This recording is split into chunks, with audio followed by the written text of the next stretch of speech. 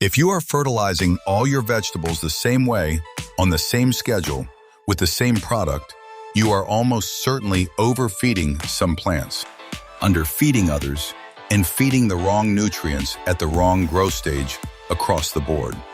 Fertilizing mistakes are one of the most common reasons home gardens underperform, and most of the damage is invisible until it is too late in the season to fix it. Today I am walking you through 6 of the most important fertilizing adjustments you can make, one per crop, that are matched to what each plant actually needs and when it needs it.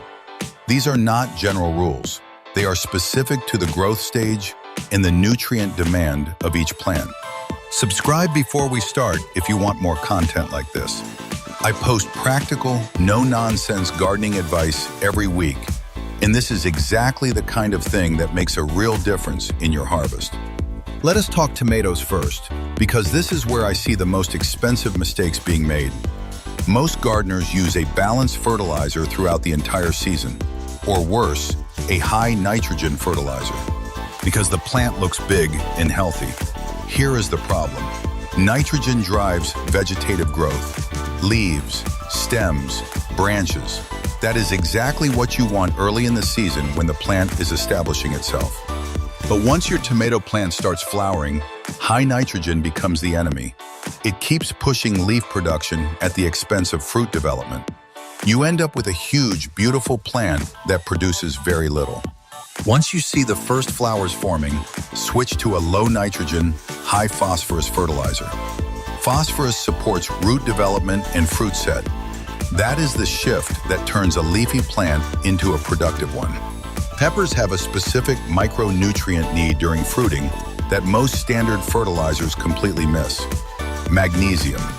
Magnesium is a core component of chlorophyll and plays a direct role in photosynthesis, but it also supports enzyme activation during the fruiting process.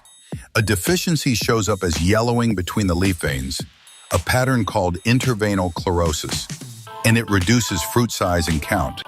The fix is simple and cheap. Mix 1 tablespoon of magnesium sulfate, which is just Epsom salt, in a gallon of water and apply it as a foliar spray directly onto the leaves during the fruiting period. The leaves absorb it quickly, and the plant can use it within days.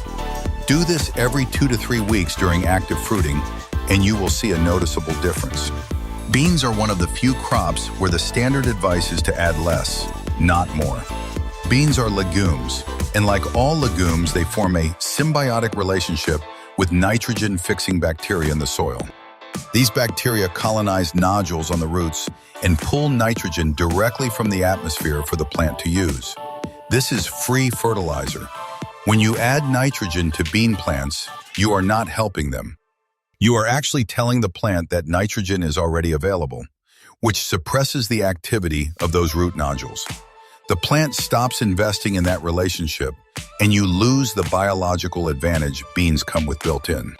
Fertilize beans sparingly, if at all, and focus instead on soil health and moisture consistency. Cucumbers have a high demand for potassium, particularly during the fruit swell phase when the cucumbers are actively sizing up.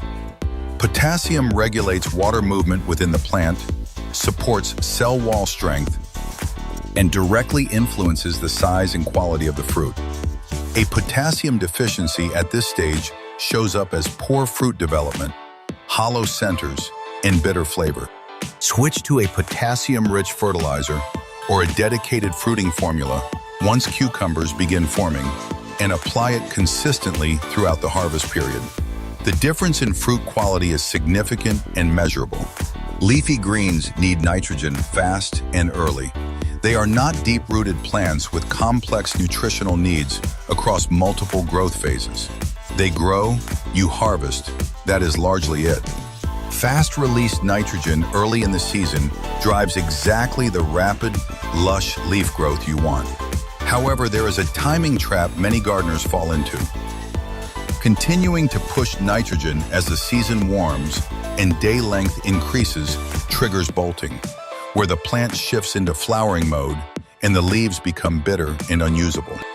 Once you see the weather warming or the plant starting to stretch upward, back off the nitrogen and switch to a balanced or lower nitrogen feed to slow that transition.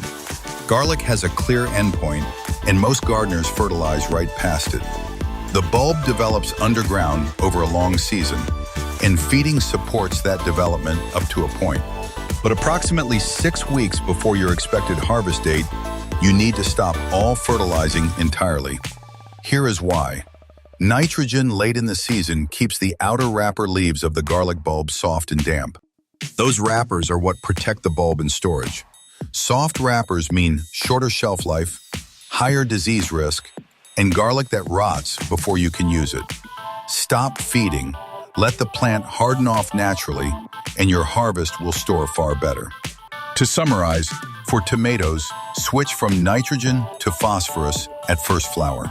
For peppers, add magnesium sulfate as a foliar spray during fruiting. For beans, cut nitrogen almost completely and let the biology do the work.